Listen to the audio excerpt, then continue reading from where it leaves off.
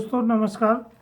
भारत सरकार द्वारा 20 जुलाई 2023 को नॉन बासमती चावल के एक्सपोर्ट पर बैन लगा दिया। तो हम लोग ये जानना चाहेंगे कि इसका किसानों के ऊपर और इंटरनेशनल मार्केट पर क्या असर पड़ेगा। तो आज का अगर हम मार्केट देखें तो भारत का जो नॉन बासमती चावल है वो $50 पर टन सस्ता होता है वियतनाम और थाईलैंड की तुलना में। हम पूरे विश्व में जो नॉन बासमती चावल एक्सपोर्ट होता है उसका 40% भारत से एक्सपोर्ट होता है और ये लगभग हम लोग 140 कंट्रीज़ में भेजते हैं और इसमें ज़्यादातर अफ्रीकन कंट्रीज़ और बहुत सारे गरीब देश हैं। अब ये जो बैन लगा है इससे चावल के दाम में भारी गिरावट आई है। पहले बैन के पहले जो चावल पर कुंटल बिक रहा था वो 4,761 रुपये था, जो बैन के बाद घट के 4,071 रुपये पर कुंटल हो गया।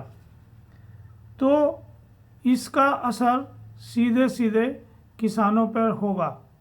और हम जानते हैं जो वाइट राइस है, सफ़ेद चावल है, उसका जो ज़्यादातर उत्पादन है वो पंजाब, तेलंगाना, उत्तर प्रदेश, मध्य प्रदेश, छत्तीसगढ़ और आंध्र प्रदेश के किसान करते हैं। इन किसानों को भारी फायदा हो सकता था, लेकिन चूँकि ये बैन लग गया है वाइट राइस के ऊपर तो इन राज्यों के किसानों को भारी नुकसान होने की संभावना है।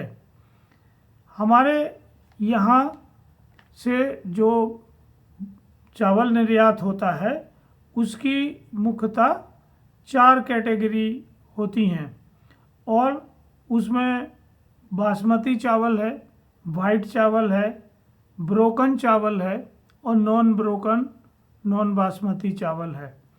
तो पिछली साल कोविड के पहले हम लोगों ने 1.3 मिलियन मेट्रिक टन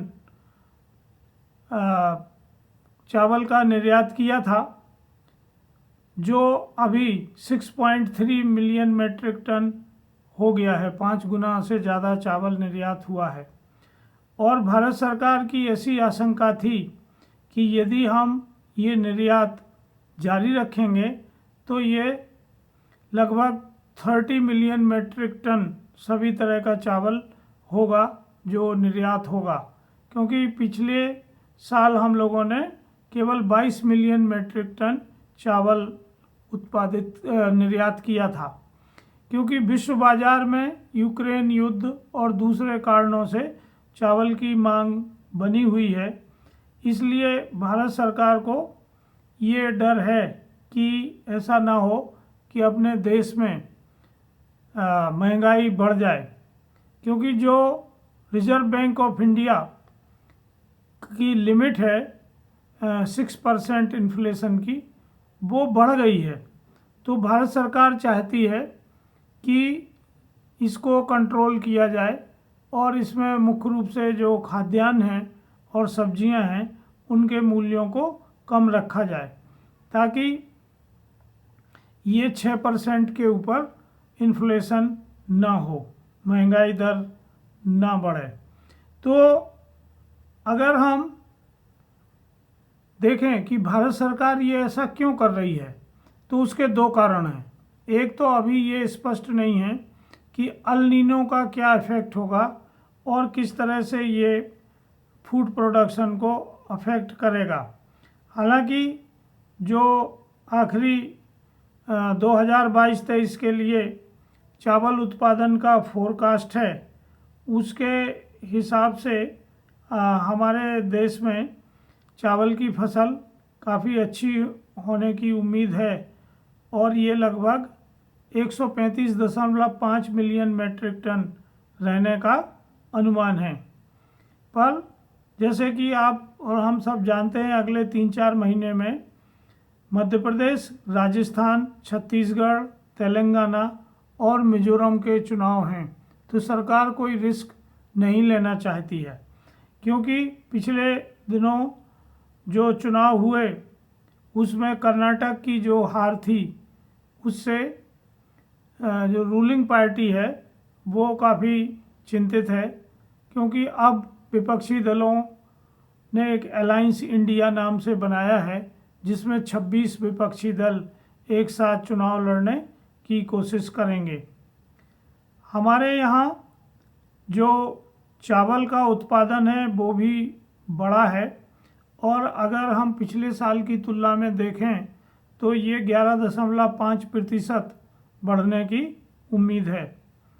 अगर हम घरेलू खपत को देखते हैं तो हमारे यहाँ 190 ग्राम पर डे चावल की खपत होती है, और हमारी जो कुल पॉपुलेशन है उसकी लगभग 70% लोग चावल खाते हैं। इस हिसाब से हमारे पास जो टोटल कंजम्पशन होगा वो 68 to 69 मिलियन मेट्रिक टन ही होने की उम्मीद है। पर एफसीआई के पास फूड सिक्योरिटी के लिए जो लिमिट है 13.5 मिलियन मेट्रिक टन, उससे भी कई गुना अधिक चावल उनके पास अभी स्टोर्ड है। तो ऐसी कोई आशंका नहीं है कि देश में चावल की कमी होगी। पर चूँकि भारत सरकार कोई रिस्क नहीं लेना चाहती है, हाल ही में आगे G20 समिट नई दिल्ली में आयोजित होने जा रहा है, और इसमें भी ये मांग उठ सकती है कि भारत चावल पर से बैन हटाए, क्योंकि इसका सीधा प्रभाव गरीब देशों की फूड सिक्योरिटी पर पड़ने की आशंका है। तो एक और जहां हमारे यहाँ के किसान कुछ अधिक आमदनी कमा सकते थे, वो मौका उनके हाथ से जा रहा है, और इसका असर भविष्य में चावल के उत्पादन पर होगा। साथ ही जो हमारे व्यापारी हैं, चावल की मिलें हैं, उनके पास जो स्टॉक है उस पर भी उनके प्रॉफिट के ऊपर असर पड़ेगा।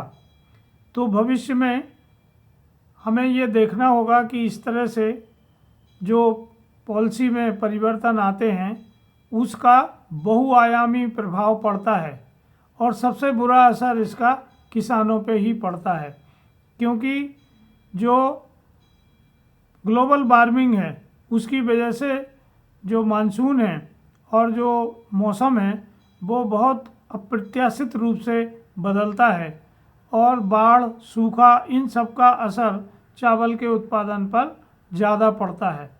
तो आगे हमें ये देखना होगा कि भारत सरकार कब ये बैन खोलती है, और फिर भारत से चावल का निर्यात विश्व में हो सकता है, जिससे न केवल हमारे देश के किसान व्यापारियों को लाभ होगा, बल्कि विश्व के बहुत सारे गरीब देश जो खाद्यान्न संकट से जूझ रहे हैं उनको भी इसका फ़ायदा मिलेगा। धन्यवाद, नमस्कार।